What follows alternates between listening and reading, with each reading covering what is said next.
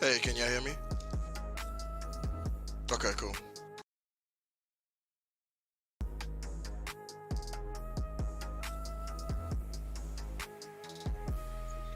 Video playing? Hello? Did tech hop on?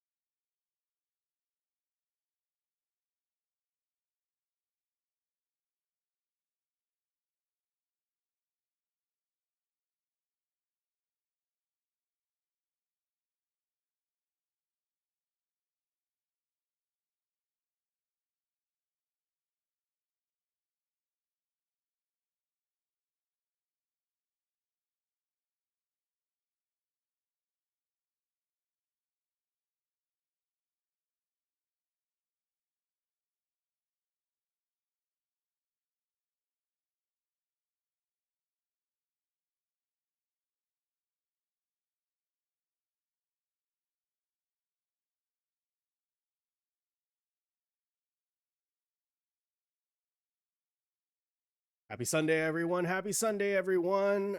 It is me, Mr. Kagiwara, with another fun episode of the Battle History Podcast. My goodness, it's been a while between just personal stuff, my home renovation. I know I've been away, but don't worry. This is my way of making a comeback. So I have not just a special guest, but special guests, plural. I have a whole team, Team Strike First Gaming. They are huge in the Virtua Fighter community as well as the OG gaming community with regards to CVS, CVS2, Street Fighter Alpha. I have some really amazing players and some really amazing people that I'd like to introduce y'all to. And without further ado, here they are. Hello, team. How's everybody doing?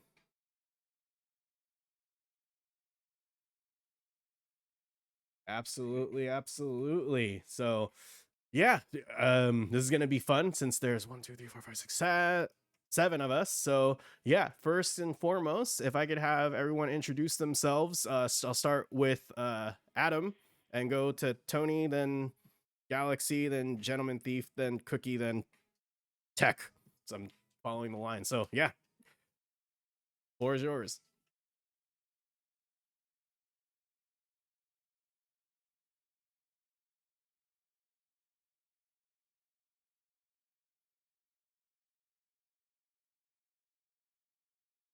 Happy to be part of a very competitive group here. Thank you again for having us.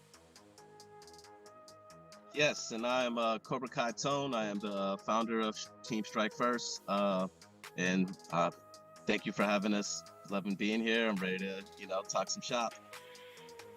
What's up? I'm Dr. B, aka Galaxy B. Proud to be a part of Team Strike First. This is a team of the most blessed and talented gamers that I've ever met, the most diverse and just amazing people, their family, their friends. I call them brother and sister. You know what I'm saying? We're just all really blessed and glad to be here. So thank you so much. Hey, I'm Gentleman Thief. I play a little bit of everything, but I'm best at Virtua Fighter and Street Fighter titles. We really appreciate you having us on, and yeah, thanks. It's good you give people who aren't kind of like the mainstream the opportunity to kind of shine. So yeah, we appreciate you having us on. I am Fosung Elizabeth Cookie, and I've been in the martial arts gaming scene since 1992. I'm a proud member of Team Strike First, where I am one of the masters of classic martial arts gaming, historian for martial arts games itself, and a performing martial artist on stage for cosplay and the world of female warrior goddesses brought to life. I'm happy to be a member and a contributor. Thank you for having me on your show. Thank you. All right, thank you for having me on your show. I am the newest member. I started in October of last year, and I was signed on in my native borough and state and city, which was Brooklyn, New York. And I have a background of being competitive in Gears of War, and then I transitioned over to fighters after playing Gears of War competitively for about 7 years. I went over to fighters and started in Street Fighter V in 2017, and I've been working my way up all the way up until now, until the release of Street Fighter 6, which is going to be on my birthday. So I'm just waiting to go ahead and do what I have to do for the team, and also I coach for the team as well. So I'm just gonna go ahead and make sure I raise the spirits and also raise my spirit, uplift the morale of the team, and also just make sure that we keep looking forward into the future of basically being top players. Awesome. Awesome. Well, great to meet you all. I know we talked a little bit right before this, and shot the proverbial shit, so to speak, beforehand. But I wanted to start off with Cobra Kai Tone first and foremost. So, what was the catalyst to start the Team Strike First and start this this movement, this family? Because y'all seem to really get along with each other really great. Yeah, it's pretty simple but interesting story. So it was my brother traveling to Japan, and my brother's been in the FGC way longer than I have. He's been traveling for Evo, Capcom, not Capcom, Toronto Cup, things like that. And I didn't really grasp what he was doing. I knew what he was doing, but I wasn't deep into it. I've been playing video games with my brother, competing with him all my life, down in the Street Fighter, everything. So when he was going to Japan, I was like, I'm going with you. And he was like, I'm going for Beat Tribe, which is like the Super Bowl of Virtua Fighter for Japan, a 5-on-5 tournament, team tournament. It's huge every year. That was my first tournament, so we were going to all these Sega arcades, and I'm practicing, getting back in it, and we didn't play in the cup, but I enjoy seeing the competition level. And my brother told me, he was like, why don't you come to Evo? You're always in Vegas. I was staying with my girl at the time in Vegas, and I ended up going to Evo, seeing how big it was, and then coming from a marketing background. I was a marketing and promotion. I was a nightclub owner beforehand and all this stuff. So I seen like just the movement. I was like, this is fun, and I could see the money. So I was like, business and personal. So I was like, this is what I've been looking for, something I can enjoy my whole life with. So that's what got me into FGC. First and foremost, when I got to Evo, I won one match, and then it was 2 losses after that. But that one match, first match ever, I won. I was like, dude, this is it. I felt like I earned it and everything, and it just gave me the drive. And I seen the passion. And Dr. B, I known Dr. B since like 2010, and we weren't connected for a long time. And I called my boy that connected me and Dr. B in the first place, and I was like, yo, is Dr. B gonna be at this tournament? He was like, you're at Evo, right? He was like, yeah. He's like, if he doesn't show up to any other tournament, he's showing up to Evo for sure. And I was like, yeah, okay, yeah. 5 minutes later, I run into him. We start talking shop, catching up. And I was like, dude, I want to start a team. And he's like, dude, I'll be on your team. I was like, you're actually the first person I was thinking about signing, because not only I just seen him like go up with Boss head to head in CVS2 and championship, and I seen him playing a bunch of other games really well. And I know his marketing background and business background also. So I was like, this is a good person to partner up with. Also with my brother, I can, as a consultant, and that's how Team Strike First started, origination. That's great. That's great. Evo, And Evo 2018. 2018, nice. That was actually my first Evo. Oh, nice. That was my first Evo with the company. Yeah. So, I may have, I think I may have seen you guys around. I know I saw y'all at 2022, because I saw the Strike First girls. I was like, oh, that's cool. And then I had to just stay in my booth because I was there for work. I was like, I wanted to text her like, oh my God, look, check this out, to my wife. But I don't know if that would have been a good video to send, now that I'm thinking about it. Hindsight being 2020. Anyways. Yeah. I'm gonna, just kind of reach out and branch out and kind of ask these questions in a kind of pointed manner. But I want to go to Cookie first. So we spoke a little bit about the martial arts background and everything else. So there's one thing that, as someone who has practiced martial arts for quite a long time as well, that I wanted to kind of get your insight on with regards to competing. And do you find that it's easier to compete with that mentality of martial arts versus like someone who's never practiced a martial art or anything? Like, do you find it easier to compete?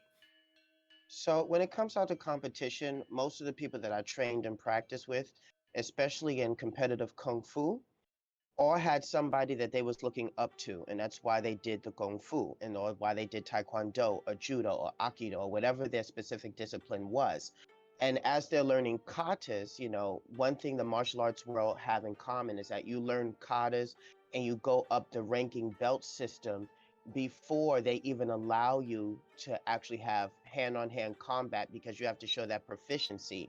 Once you reach a level of proficiency, then you're ready for competitive to check your skills against others in the same arena.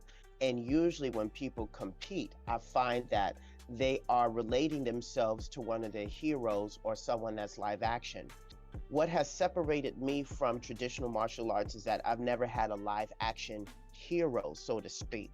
My heroes came from video games. I went a different route. And when my mom put me in Taekwondo, which was by her choice, not by mine, I was imitating Street Fighter II World Warrior at the time. So I was doing things that I saw Chun-Li was doing from the video game and implementing them in Taekwondo, even though technically Chun-Li is doing Shaolin Wushu. Let me put that in proper perspective. It wasn't until 2002 when I was paying out of pocket myself for Shaolin Kung Fu and acrobatics, which comes hand in hand in the Chinese martial arts world, that I was able to finally put together Black Orchid from Killer Instinct, who was my hero because she did acrobatic moves with backhand springs and tumbles, and Katana from Mortal Kombat, which in Mortal Kombat 2 was what got me into competitive video games to begin with, over Street Fighter. I'm going into battle thinking of a combination of them two women because they were my heroes, and that's how I wanted to portray myself in battle. And I'm thinking to myself, well, what would they do in this situation, combining both powerful women from two of their own separate franchises, while others of my caliber were, wanting to be like either Jet Li or Jackie Chan or Donnie Yen or someone older, other martial arts names like Sammo Hung, who's very well known in the Kung Fu world for many years. They're going in trying to be the best, to show off their skills, that they can be close as they are to them, while I'm trying to be like video game characters with correct accuracy and proper training. That's awesome. And I find myself doing the same thing when I compete. It's like I've competed in karate, I've done Brazilian jiu-jitsu, and these are competitions where your worst night is you're gonna go to sleep or get knocked the hell out. So it does make video game competing a lot easier. The stakes are a lot less. For sure. The stakes are, I lost, I'm going to go get a steak after this. But I'm going to go back to you, Cobra Kai Tone. You have a lot of different video game players, yet I have this feeling of that respect to to the OGs, like to the origination of the fighting games and everything else. Can you speak to that a little bit and how you were able to put all of these people together in such a tight-knit group thus far? Yeah, we have a very diverse interest in retro titles a lot, because that is where we came from, and that's exactly what got me back into it in the first place. Like my first player was heavy into CVS2, seeing that over time I didn't know how good he was, and seeing how much of a champion he is. But yeah, just seeing a lot of the older games having shine, I was like, I didn't know they played older games, because so when I went to Evo, I was like, I'm thinking it's just newer games.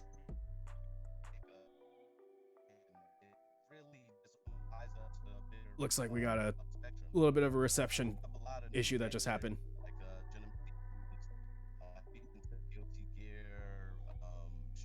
Is it on my end? No, it's not your end. It's on Tone's end. Okay. Yeah, it happens like once in a blue, where his phone goes ins and out, and he doesn't even notice, and we're trying to call him. Now? Can you hear me now? Yeah. Can you hear me now? Okay, sorry about that. I'm on my mobile, so I was getting a call. I didn't know if it was going to knock me off or not, and silencing it, I have to just delete the call. Sorry about that. So yeah, we have a very diverse group of fighting game players, from retro titles to new titles. I take a heavy interest in the retro because that's where the grassroots is. A lot of our team are from the older generation.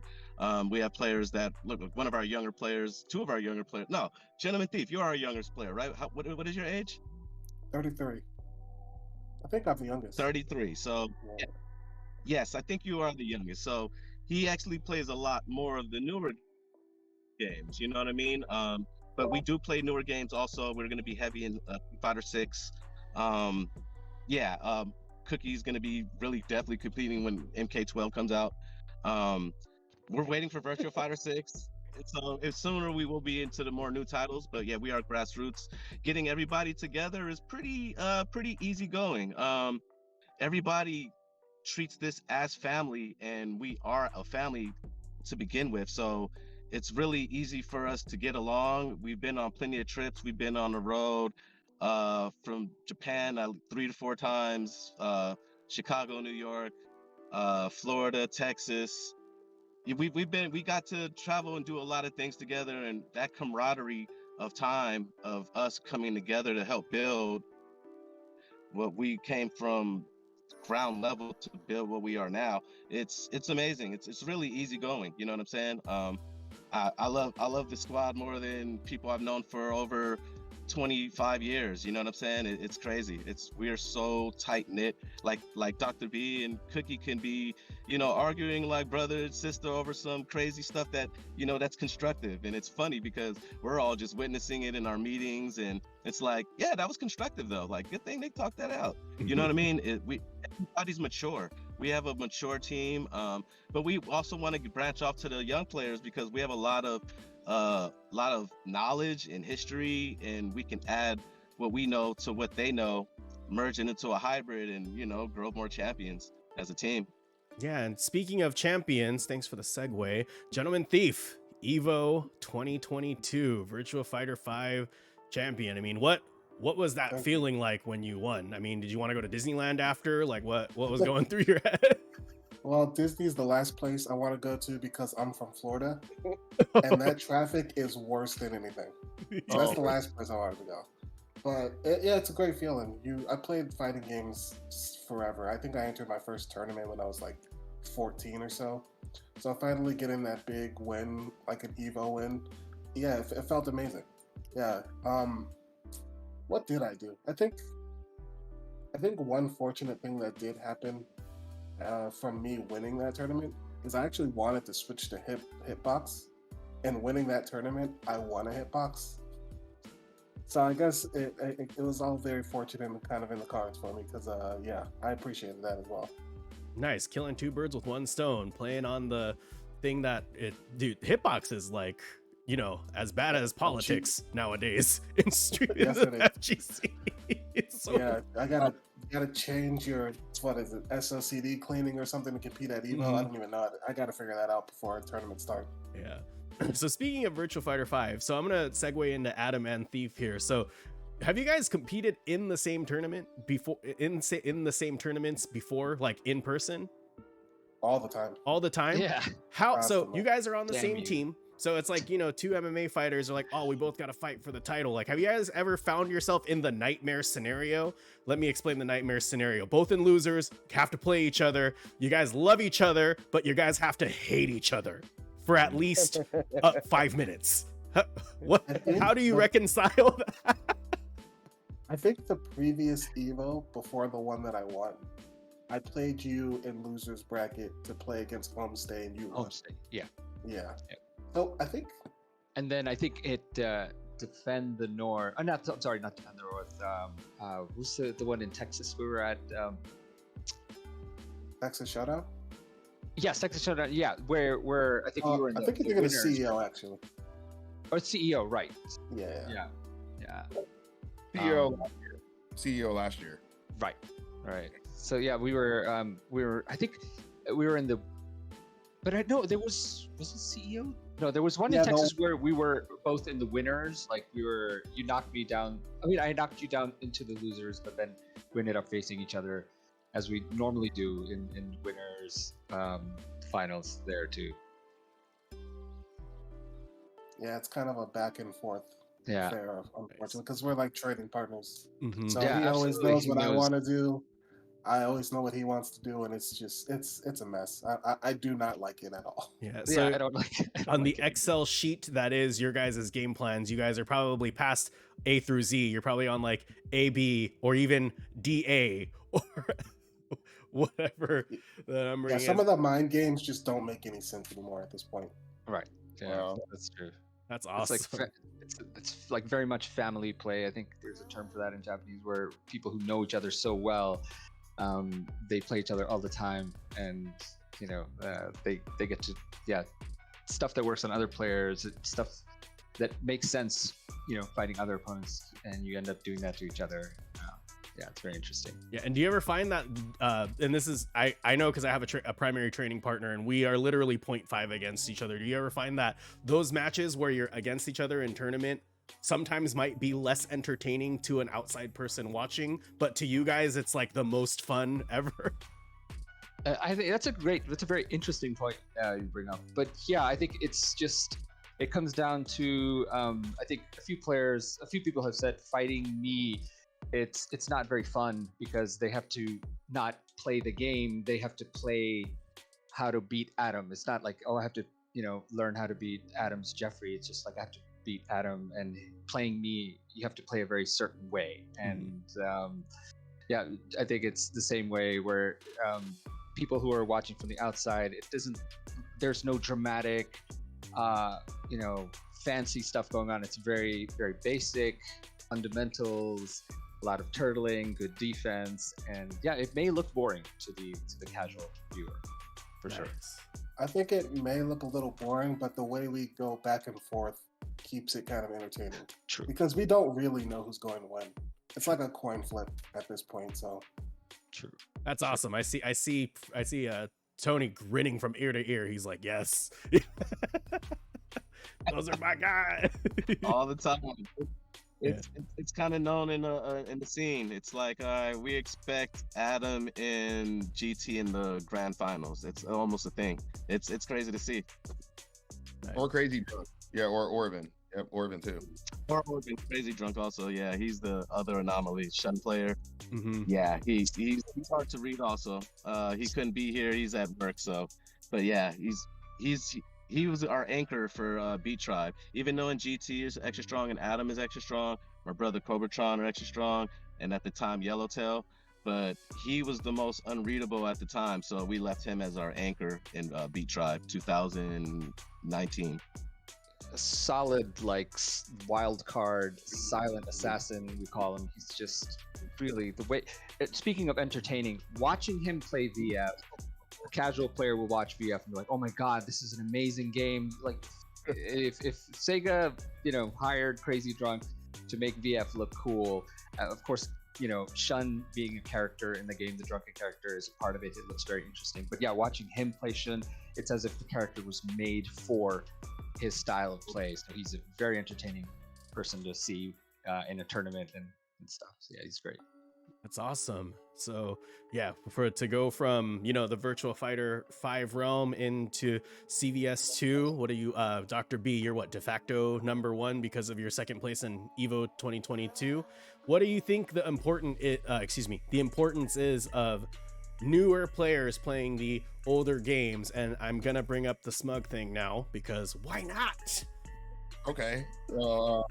There's a few pieces to that. You know, I believe that, you know, EVO's the highest title in rank. So, you know, I fight a lot of people who feel that other majors outweigh that. They'll be like, "Oh, I beat you at this major, or I beat you at that one." I'll be like, "But I beat you at EVO, the world championship, right?" Mhm. So what are you talking about? So I just find it funny when people throw around rank and stuff like that, and if they're not ranked at EVO, the highest honor, then I really can't hear what they're saying from the graveyard, you know? But anyways, as we segue further, before I even get into CVS 2, I just want to shout out this whole team real quick, right? And I don't feel that everyone's getting their accolades enough.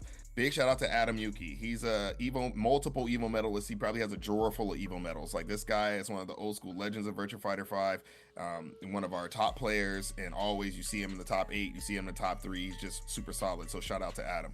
I'm gonna segue it over to Cookie-san, who is top 3 of Evo Japan CVS 2 this year. which is a I huge. got I got really lucky for having a really talented Japanese partner. I want to put it out there. He was Hey. talented, and his skills were technically superior than mine.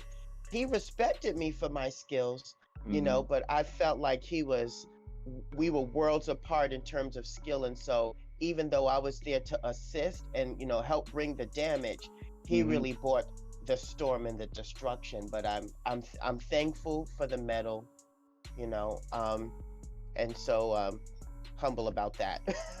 Hey, I'm proud of you, Cookie. Like, I'm telling you, I wanted that damn medal. I want to be in the top 3. So, I give you so much credit for how good you fought, because I rewatched the matches. You were fighting out of your mind. Like, that was the best I've seen you play since you were in top 5 of Defend the North in 2019, and you were like a medalist there. So I just want to give you your props. And, as I segue over to the next question from Mr. Kagiwara, which is, I would say, the smug thing, right? Or any new players. I encourage and endorse new players coming in. It just gives it lifeblood. It gives it a new view and gives it stuff like that. But also at the same time, play homage to those who paved the way. So I feel like a lot of people just want to, dance around the topics and stuff like that. I'm here to bring the pain. I'm here to let people know, like, hey, wait a minute. You're not going to be talking about all these people you're playing and beating, and then every time I play you, you can't even get a match. Like, I'm not allowing that on my turf. You know what I'm saying? Because this is my game. If this was Street Fighter V and I came in talking trash, which I stopped playing years ago, even though when I played it, I was on that Evo stage and I won on that stage. I could put the highlight reel up. I got the evidence, but I feel real talk. But I feel that new players really are the lifeblood of keeping games alive, and the fact that Fightcade 2 is such a big thing and everyone's playing on Null, DC Bear, and Fightcade, it's really keeping retro games alive. So I think it's a beautiful thing that new players come in. Big shout out to Smug, big shout out to Punk, big shout out to all the new players. They're all really talented and good people. It's just, I think their upbringing in the fighting game community is a little less grassroots than players like Strike First Gaming and some of the other OG fighting game teams, because we came up in an era that you had to put that quarter on the arcade. Yep, I remember. You had to stay in line and spend your money. You know what I mean? Yeah, whether it was an arcade in Brooklyn, Tech, or the Pizza Hut down the street from the house. That was one of the fun facts. My parents' city has one of the last standing Pizza Huts where you can eat inside. That's where the arcade was. It's not there anymore. Sucks.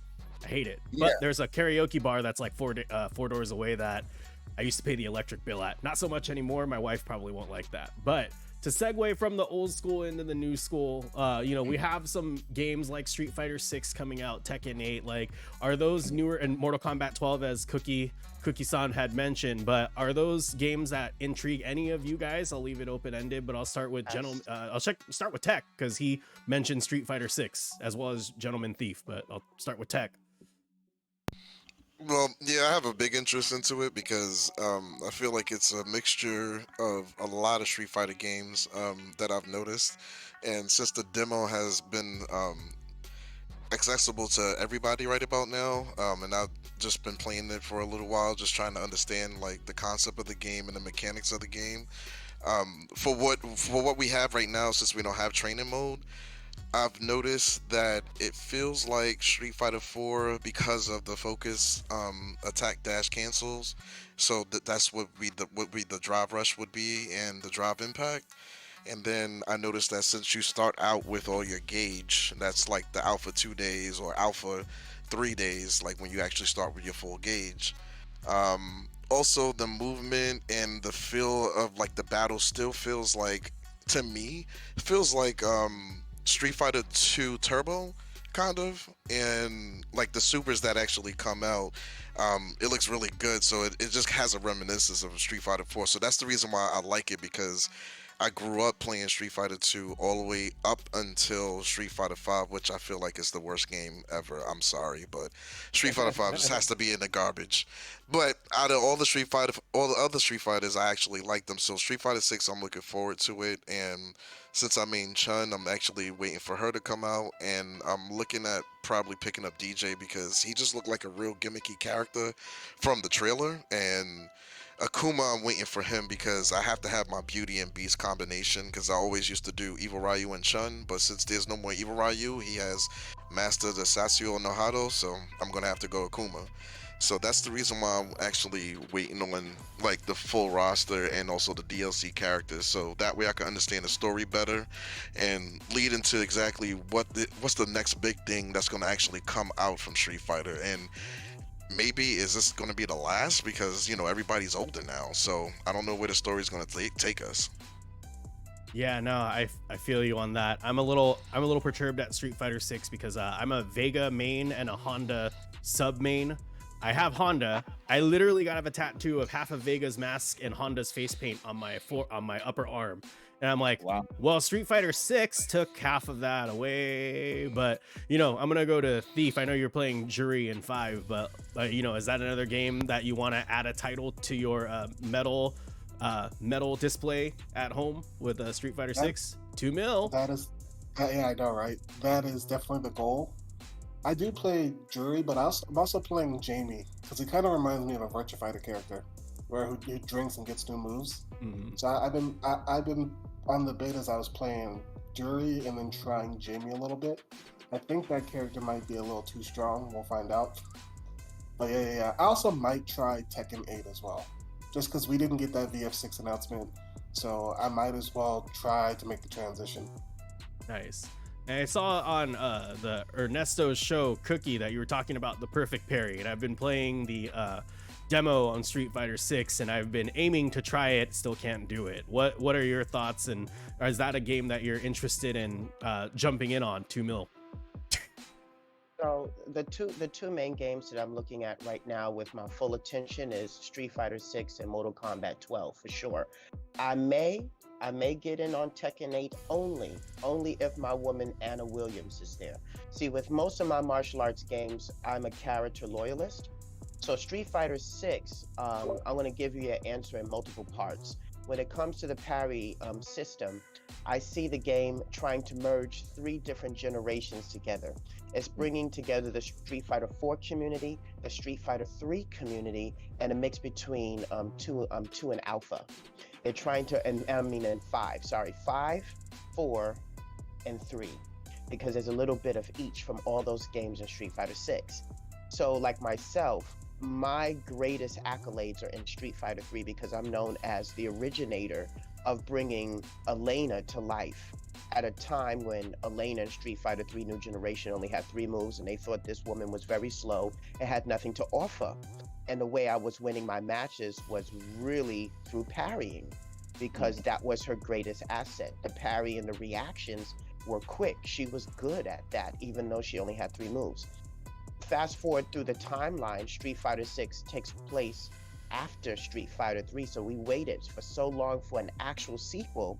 I can't wait to hear about what the Nashal company is all about, being controlled by one of the new characters, I can't think of his name right now, that controls portals via psycho energy.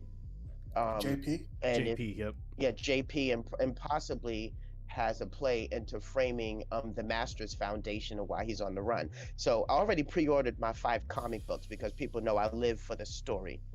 The perfect parry, I'm definitely going to be focusing on that because I'm going to bring all of my years of the Street Fighter 3 generation and flood it into Street Fighter 6, because I was hoping that the parry would be back, because even in the third strike, that's how I was winning my matches with Elena. I'm going to Cookie? take that. Yes. Not to interject, but unfortunately, perfect parry is something that you don't want to actually focus on. The reason why I say that is because when you do a perfect parry, the vitality is scaled. So think of it just like when you pop in a V trigger. It's the same concept. So it's really it's good that it's there, but I wouldn't rely on it just for vitality reasons, unless it's enough to kill. We might have to So- have a whole discussion on that. Yeah. I'm not sure I agree. No, and it's all good. This is what I see on the surface right now. My main character for the moment is going to be Chun Li, because she was my pocket character in Third Strike, and to me right now she moves like Third Strike, but even better. They've given her moves that she should have had long time ago. She has moves that characters like Ling Xiaoyu from Tekken, and also Pai Chan from Virtua Fighter, and Lei Fei from Dead or Alive have. They've been had since like their second iteration. Chun-Li is now just finally getting those legitimate kung fu moves intertwined in her actual combat, and I love it. That's what's actually drawing me to the game. Plus, when you put her that she's moving like a Third Strike character, I'm already entranced. She will be my main for now until my new character, Aki, aka Lady Phantom, apprentice of Fang, comes out. She's basically the prostitute that turned into an assassin. She's gonna be my true main character until she gets released this fall. And then somewhere down the line, if I see Elena, then of course everyone knows I'm gonna represent Mama Africa, because I have to make sure that I have my Elena, or Rose perhaps, you know, because they're not dead. You know, they're still in the storyline. But yes, that is my answer for you regarding that, and how I plan on playing the game. If not through perfect parry, I'll be parrying a lot and trying to make sure that I keep an eye on people's moves and see the connection between not even the perfect parry, but how I can react to people from just a regular parry and how much of it has been implemented. That's how, and then I will implement all the other pieces of the Street Fighter 6 once I can get a hold of how to combine all three. Nice. And Dr. B, how about you? What say you? I like Street Fighter 6. It's a very beautiful game. I like the whole new interface, the whole online aspect of it. The fact that, like Cookie was saying, that they're implementing more actual fighting game kung fu and real fighting moves into it. They thought about that a little more this time around. I like that. My gripes are the speed of the game is still a little slow for me. I like a game that's a little bit faster paced, and it feels kind of slow. I know the drive impacts and all that kind of speed it up, but I like a game that's physically actually faster. So I feel Street Fighter 6 is a little slow. Hopefully they have a hyper edition, or you know, the finalized version. You know, it's going to take about 5 different revs of it before it's finally actually Street Fighter 6. So I'm not like overly like thinking this is the end all be all. I think they're going to have a lot of different revisions of it, like Champion Edition and different stuff like that. But until they do, it's a great game for everybody to get into on a ground level and just to kind of see who has the best skill. I do think playing retro games helps your Street Fighter 6 game, because like I've been playing Street Fighter 6 a little bit, just like on the demo with friends, and you know, I got to play the beta test and everything when that was out and legal, you know, before all this controversy with Capcom and everything cracking down on it. I was playing it before that. And, you know, I think that playing old school games helps that. And it segues to somebody I want to give a lot of credit to, who's Tech S Neo. I give him a piece of my success and credit, because me and him were talking a lot of trash to each other, talking shit, just like, you know, who's better than who and who does this and that. And, you know, he was like, you know what, B, we're going to settle this in an all Street Fighter challenge. So when we were in, what was that, CEO 2022, and we were playing, he was like, we're gonna do this challenge, and we sat in the hotel room talking trash. We were playing Street Fighter. He's like, screw this, B, we're playing Street Fighter 1 all the way up. And Cookie was in the room recording it, and Cookie's like, oh, I got next. We're not having a Street Fighter competition without me getting I next. never got a chance to play. And we still will settle it. But hang on, it's gonna segue to the rest of the story. So Tech and I sit there and we go at it, and I'm just trashing Tech and most of the Street Fighters, and then we get the third strike. And then third strike, Tech's like surprising me with some crazy stuff. He's using Yun and Yang, and he's fighting different. He's giving me the work. I'm like, man, I'm good in third strike. How is this guy beating me? And in second impact, this guy was doing good. So we just fought so hard, and this guy really woke my fighting game mind up. I kid you not. Alpha 3, all the other titles, Super Turbo, we were playing everything. The next day I went in the CEO, the tournament, bodying people, like just whooping them. I came out with 2 medals. Cookie came out with 3. Like, we were just serving justice that year, you know? And, you know, it's because you have to be rooted good in fighting games, period. And no matter which version it is, Street Fighter 6, Street Fighter 5, whatever, you'll play good if you have good fundamentals in version. So, you know, big shout out to Tech for giving me that pep talk, for playing with me and just kind of unlocking that full potential, because it was already there in me, but he was just reminding me, nah, don't do stupid stuff, like play solid, you know, and that's what he does best. And that's why he's our new coach player and, you know, one of the veterans of the scene who's, you know, on his way to his Evo medal. So, you know, big shout out to Tech. I'm excited about Street Fighter 6. I'm excited about, you know, playing with Cookie more. Cookie's my natural team rival. You know, we're the retro gods, and Cookie and I go back and forth about who's better and, you know, who's really holding it and stuff. And I finally fought one of my demons in Evo Japan this year and beat her. I beat Cookie in Evo Japan, and that was a demon of mine because every time I play Cookie, Super Nintendo, no Hey, less. it don't matter if it was on Famicom, if it was on Sega CD, I had to put hands said on you Sega because CD. you're my demon because you play so good at Street Fighter 2. Even when you came up to visit me at Facebook and we're playing at Facebook headquarters, you have to try to serve that justice to that Chun-Li and play all cheap with that Vega. I'm like, I'm done with you. But anyways, shout out to you because without all these people And on you this won. You won fair and square, and I recognize it. I But you're recognize still, that. you're still someone who I just honestly respect and look up to as a friend in fighting game like just entity. Quick story, Mr. Kagi. Like when I first met Cookie was so obnoxious to me because Cookie would always do the moves. She'd be trying to like. And she'd do like the sounds when she'd do the moves, and she'd hit you with those moves while you're playing. So you're like, shut up, right? But so I'm sitting there waiting in CVS too. And this is before Cookie.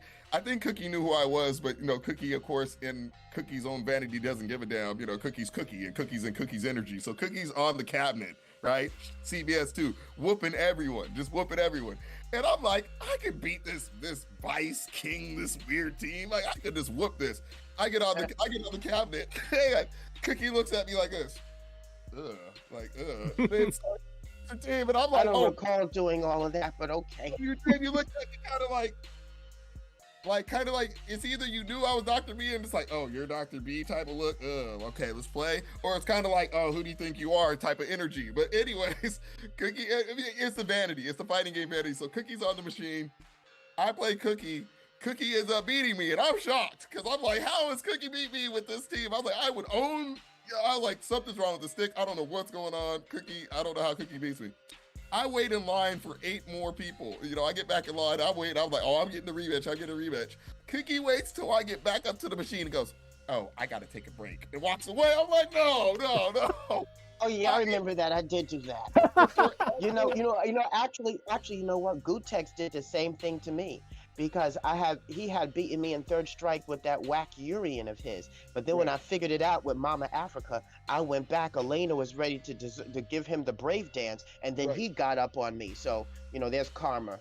Pay for it, but yeah, that was just a fun story how I met Cookie, and then like ever since then, I was like, I'm going to just demolish Cookie. If I play her at CVS again, it's over. But that's what led us to all being teammates to this day. Those fun stories, like Cookie ended up becoming a really good friend over time. My teammate, really like helping out with all of our tech issues and stuff for the team. So like upgrading our systems, helping us do everything to stay up to date, to even play games like Street Fighter 6 on our PCs and stuff like that. Cookie is the one. So big shout out to Cookie. And I'm going to leave on that note, but thank you. I appreciate it. Nice. And I mean, it's evident that this isn't like just some team grab or some temporary team thing where it's like, oh, let me just shove a bunch of money in it and hope for the best, and then okay, peace out, Rick Fox.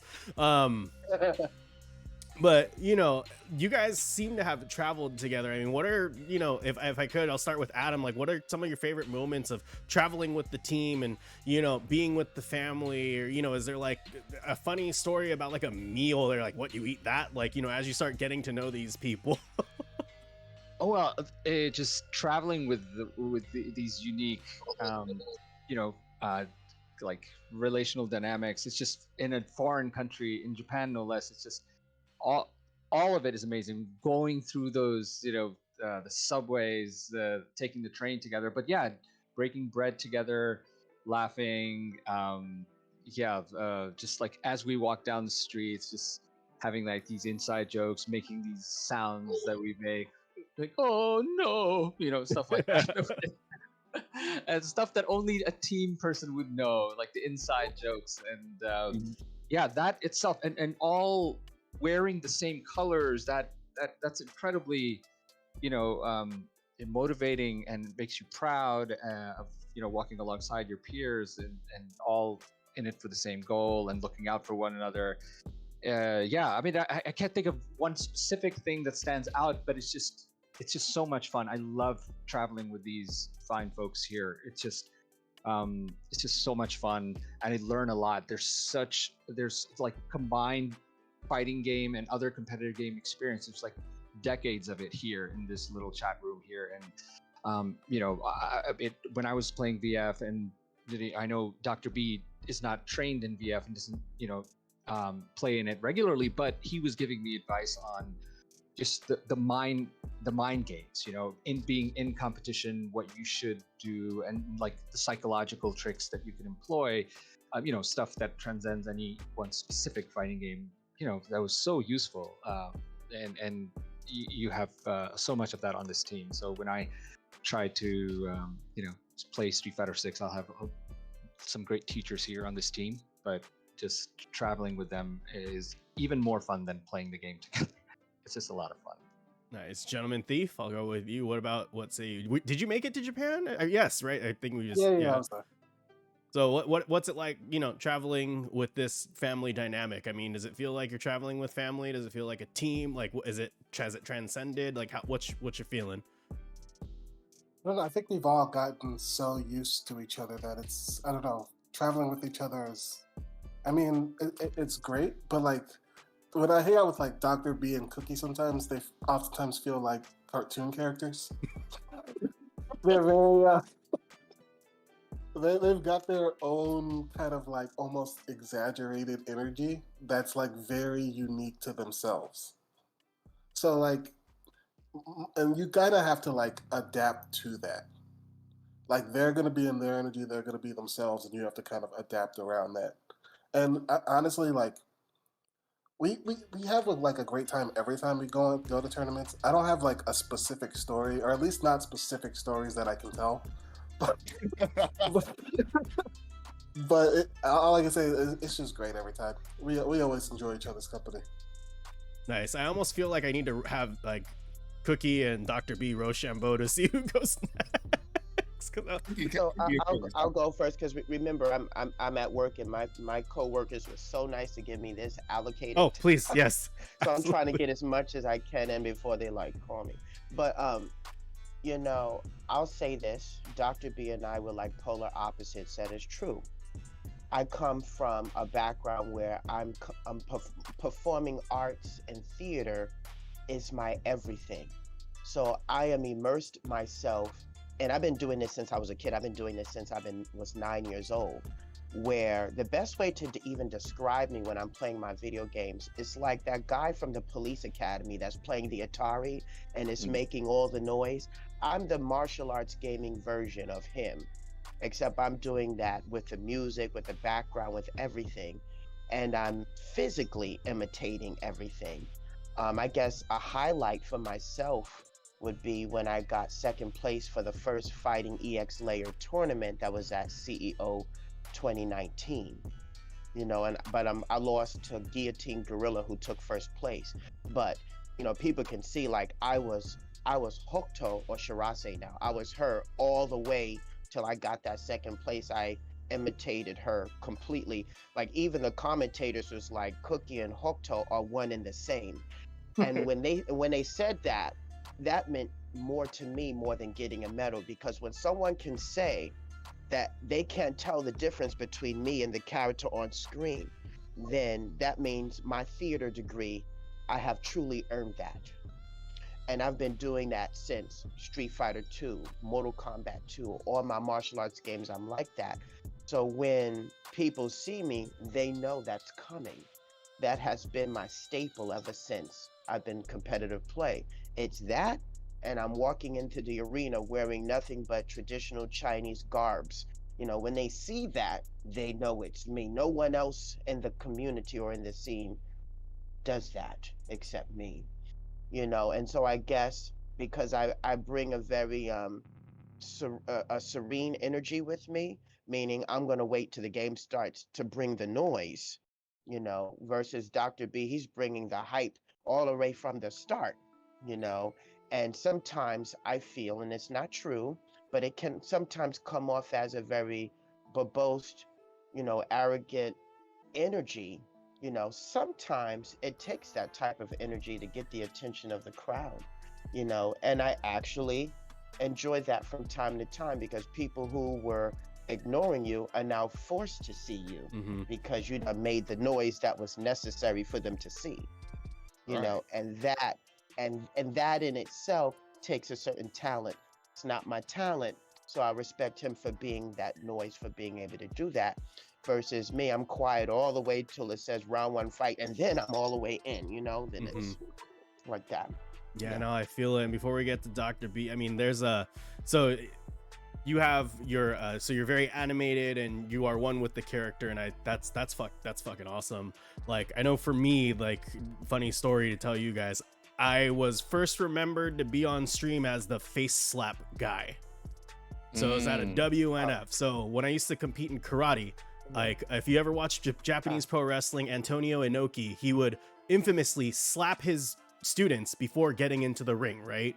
So I used to have my dad do that to me when I was like 8 or 9 at karate tournaments. People would think like, oh, child abuse. I'm like, no, that's what I need. So I remember I was down, like, one around, wake down you up. around on stream, first time ever playing a Yuri in Street Fighter 5, and I just get it. I just smacked myself in the face as hard as I could. Won the round, but that's, you know, that's, everyone's got a thing, and that's awesome, you know, to get, you know, and like, you to add to what you were saying, Cookie, about Dr. B, when I first saw his presence on the you know, social media and saw him at the Evos, I'm like, I was intrigued. It wasn't really like verbose or anything. I was intrigued. So, I mean, you know, speak to the traveling and all that stuff, Dr. B, with these guys as being, I'd have to say, one of the louder ones of the people here. By, you know, your outfits, and that's not to be insulting. That's to be praiseful, and it's coming from a place of, it's complimentary, is what I'm saying. Thank you. You know, that it goes beyond the fighting game community. This is who I am as a person. You know, I feel like life is too short, and, you know, if you want to really get deep into it, royalty would wear purple and certain colors to reflect with their status. Purple also means justice too, actually, in the courthouse. And I'm here to display justice in the fighting game community, so I'm glad you touched upon it. anyways, no, you know, like, I feel like what you wear is like a reflection of yourself at times. It's almost like a form of art, and it's a form of what. So there's this guy, he's one of my friends, his name is Two Jars, and he has this whole tour called the Walking Art Tour. And I love that. It inspired me in life.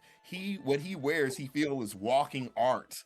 And I was like, wait a minute, that's how I feel my style is. When I wear an outfit and you take a picture of me, that's art. That's a postcard. That's not just me wearing an outfit, right? It gives me power. And I feel when you wear colors, it gives you power, because life is too short not to. And like, my ancestors were banned from wearing colors. Like in the 40s and 50s and stuff, if you were black with a purple shirt, they'd be like, take that off. You can't wear purple. You're black. You know, you can't wear no colorful, nice clothes. You know, so I'm doing this for my ancestors. I'm doing this for everybody who can't do this. I'm doing this to show people that feel uncomfortable wearing certain styles and being a certain way, that you can just rock this shit and be yourself, and it doesn't feel any type of weird way. So what I do is like beyond just like the gaming stuff or like my persona when I show up to a tournament. Tone knows, Cookie knows, anyone knows, when I show up somewhere, this is me. This is just how I rock. So if anything that I try to teach gamers or people is be yourself and like stay in your own lane, and also be very true to it. You know what I mean? Like, I'm unapologetically loud, and I'm unapologetically sometimes obnoxious in what I say, but that's me. If you don't want to rock with it, you know where the door is. It's like, you don't have to be around me. But a lot of people who don't like that energy, they stick around for it. They want to know what's he gonna say next? Like, what's gonna happen next? So I feel genius in my marketing and like how I portray myself is because, you know, no one else is going to do it for you. You have to project who you want to be, and you have to be that, think that, feel that to become that. And that's what I am. I feel like, I'm gonna tell you, Mr. Kagi, like, a long time ago, I didn't have Evo medals. I wasn't sponsored, but I still felt this way. Ask anyone that's known me since I came into the scene in 2001. I have been this person. I've been talking shit. I felt I'm one of the best. I always felt I talk trash to my competitors. It's like really WWF to me. Like, this is really sports. You know, it's esports for a reason. There's a sport in that, right?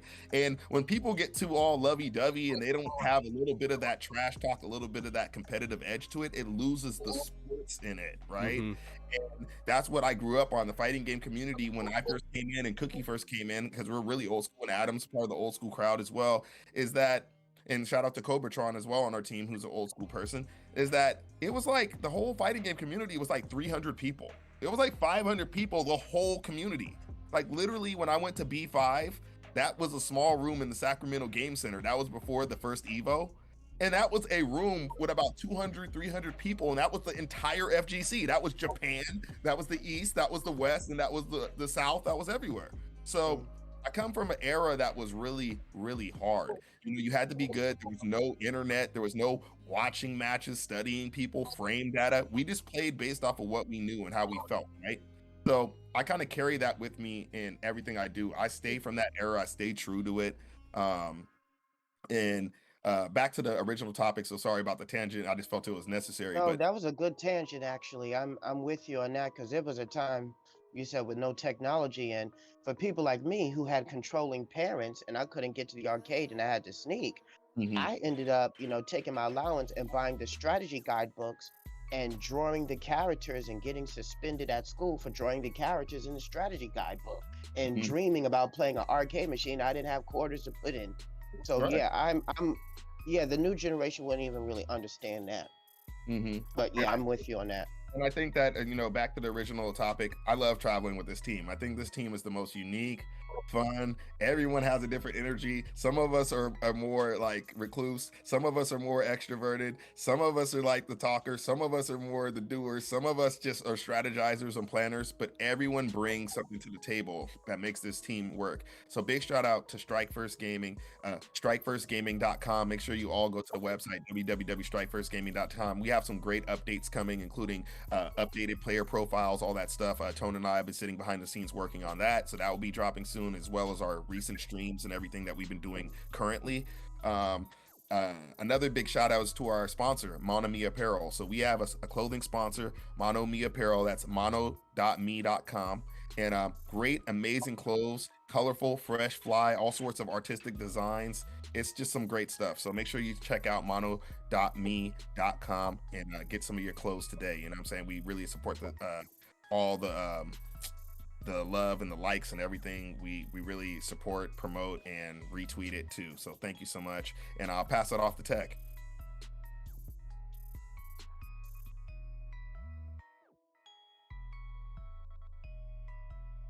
You still have Tech? Tech. AFK. AFK Tech. Okay, we can move it along. Okay.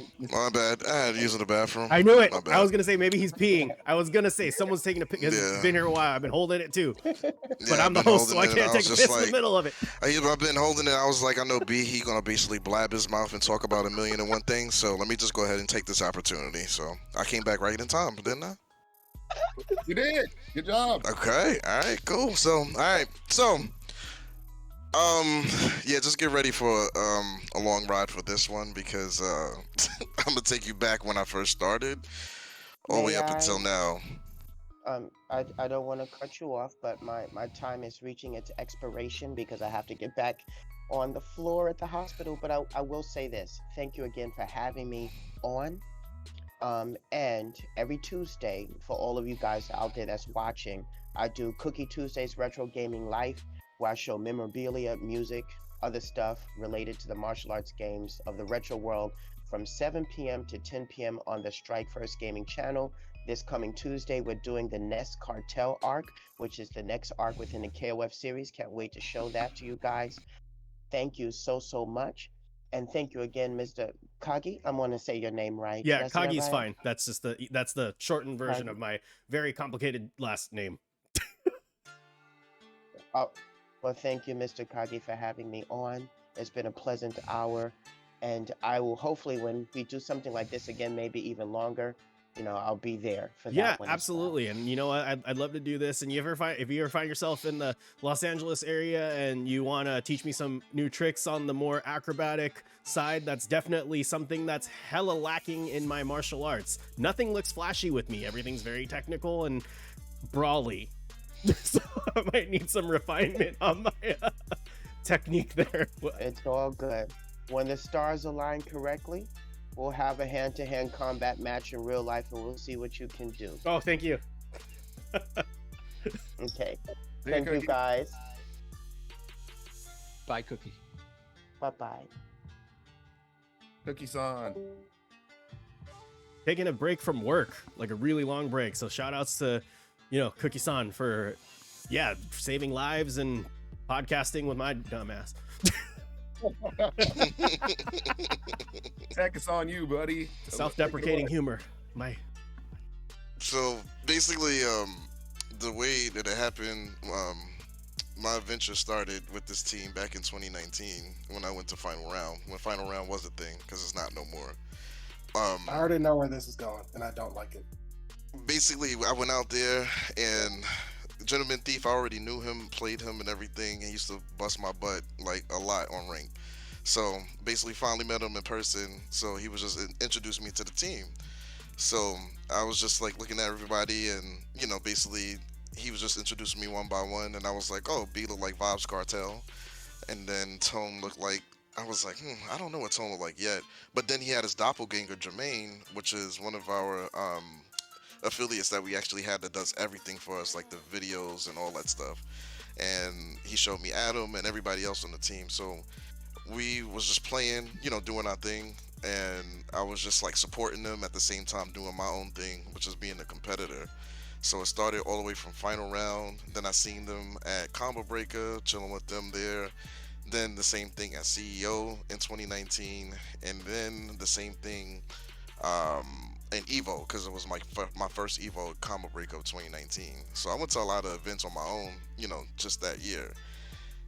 But the sad thing is that I got paired up in 2019. I got paired up with GT, and I know GT hates me for mentioning this, but I got to do it to you. So basically, we had to fight, and we was in the winner's side, and we had to see who was going to play Kazunoko.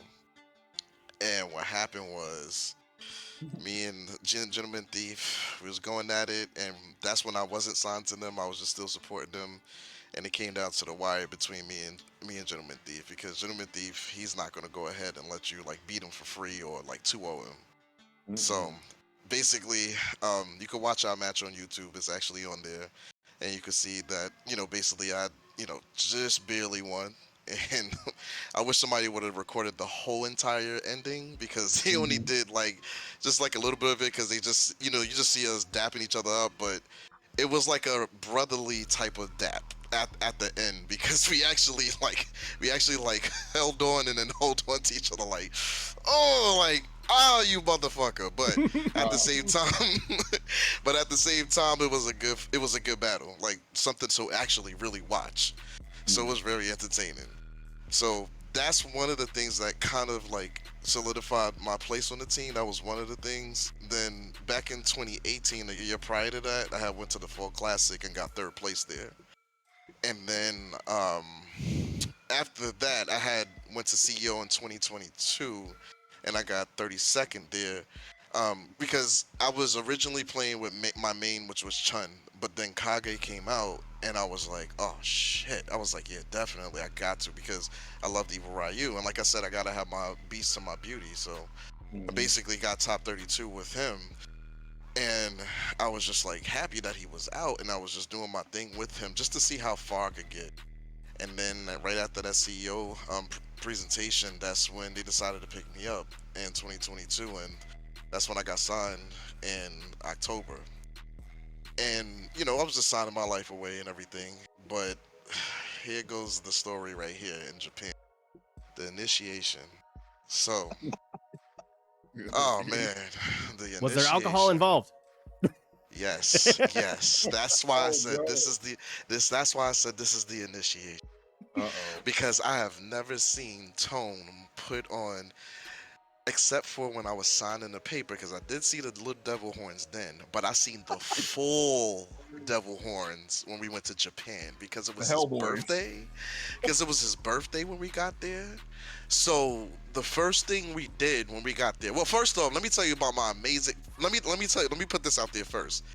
I've never been out the country before, and Japan was like my dream country ever since I was a kid, because I used to play a lot of fighting games back then. Mm-hmm. So for him to bless me with being sponsored and blessing me for making my dream come true, and this is my first destination, not like a regular, Bermuda, Bahamas, or something like that, like everybody does.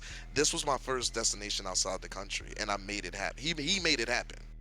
So I want to congratulate him on that one. That's one thing. But I can't congratulate him on the devil horns that he did that night on his birthday. So let me get into that. So basically, we got there. I got my little Starbucks cola because I was hyped. That thing tastes so good. So I got a second one so that way I could be extra hyped. Then all of a sudden, we went back to the hotel. It was like around 7:40. We got dressed. We was like, yeah, we're gonna go out. It was like 9 something. We met up at like this little spot, like a Cheers place, where everybody knows your name. But can I tell a story? God damn it, man! I'm trying to have some, fun with the story here. Shit, I know what it was, but it was like a Cheers where everybody knows your name, but they really didn't because it was Japanese. So basically, what happened was we went out there. We was just drinking, having the shots, just pre-gaming first, and just getting to know everybody because we all was there for the first time.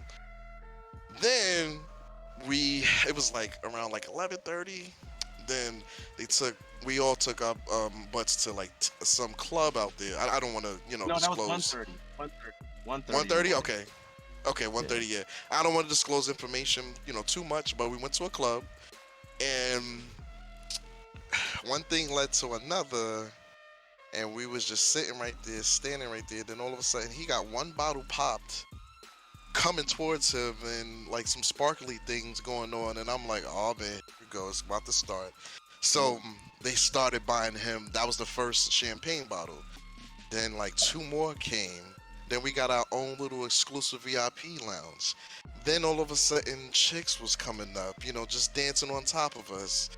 Then he had like a happy birthday big ass tone sign on him, and then he was smiling, and then he turned to me and he was like, "This initiation, motherfucker." And I was like, oh my god, I just fucking knew I was in for some fucking night. So then afterwards we just all just like throwing dollars at the girls, and then he just giving us lap dance. And then Orvin, which he's not here, I wish he was. Orvin, he finally took his mask off for the first time. It was just a lit night because, he's like Kenny from South Park. You never know exactly what he's about to do or say. We just know by his eyes expression. So it was just like really crazy. But he finally took off his mask to show his expression. I was just like, yo, what is going on with this team? But one guy that had me laughing after we left from the club was Adam Yuki, because Adam had on this fly ass like Aladdin like suit, and he just he fit it because you could look at Adam right now on the screen. So basically he had on these boots that was just like it was like, to me it felt like what's that one game? I can't think of the game, but the boots was like, it was Yes, Prince of Persia.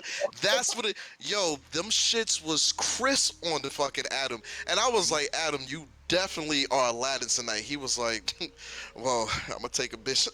he said something like, it's a whole new world, but I take this bitch on my carpet. I was like, wow. I was like, this dude. That was the most funniest line ever. Like, that shit was just epic for him to say that. I was like, wow, this is crazy. And then just one thing led to another. I was in the room just like, sharing it with Jermaine, and he was like, the first day we had slept, he said, dude, besides your like, your dinosaur snoring and bear snoring and everything else, you talk in your sleep, right? I was like, I do? And then he was like, yeah, I got a whole bunch of lists. I wrote it down on my phone. So he was like, let me tell you the one that stood out to the one that stood out to me the most. And I was like, which one was that? And he was like, one night, you just like woke up, but your eyes was closed, and you got up and you said, what time is it? And I was just like, oh man, that is epic. Oh, like, no, I was like, what's another one? And he told me another one. Another one was like, he said, I sounded so concerned and like worried and scared, like, oh God, I don't know which way to go. And I was just like, man. This shit is like, it's just one of those things you just gotta be there, man, because it was just so funny. But Japan was ultimately like my favorite, even though it was my first time, and they've been there like plenty of times. Like I said, I'm still brand new.